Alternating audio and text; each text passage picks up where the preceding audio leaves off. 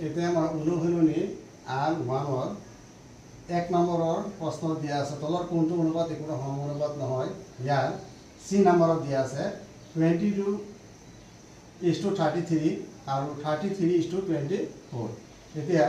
22:33 যদি আমি ভগ্নাংশ হিচাপে পাতো 22/33 ইয়াক লব আৰু হৰক সৰ্বোচ্চতম সংখ্যা 11 এৰে হৰণ কৰিলে 11 22 2 টাইমছ আৰু 11 33 3 টাইমছ যাব অৰ্থাৎ 2/3 পালো আৰু 33:24 যদি আমি ভগ্নাংশ হিচাপে পাতো 33/24 ইয়াক লব আৰু হৰক সৰ্বোচ্চতম সংখ্যা 3 ৰে হৰণ কৰি অৰ্থাৎ একেটা সংখ্যা লব আৰু হৰত হৰণ যাব লাগিব 3 33 11 টাইমছ আৰু 3 24 8 টাইমছ যাব এতিয়া 11/8 পালো অৰ্থাৎ ইয়াত আমি দেখা পালো 2/3 নট ইকুৱেল টু 11/8 ইয়াত যেটো দেখা পালো দুটা অনুপাতৰ মান বেলেগ বেলেগ অৰ্থাৎ 22:33 আৰু 33:24 একোটা সমানুপাত নহব এটা 1 অৰ ডি দিয়া আছে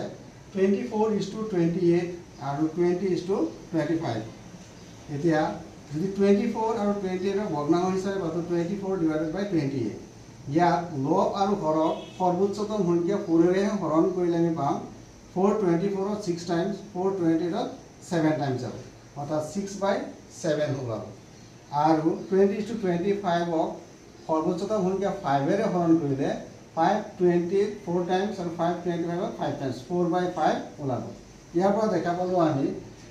6/7 নট ইকুৱেল টু 4/5 অৰ্থাৎ 24:28 আৰু 20:25 কেতিয়াও একোটা সমানুপাত নহব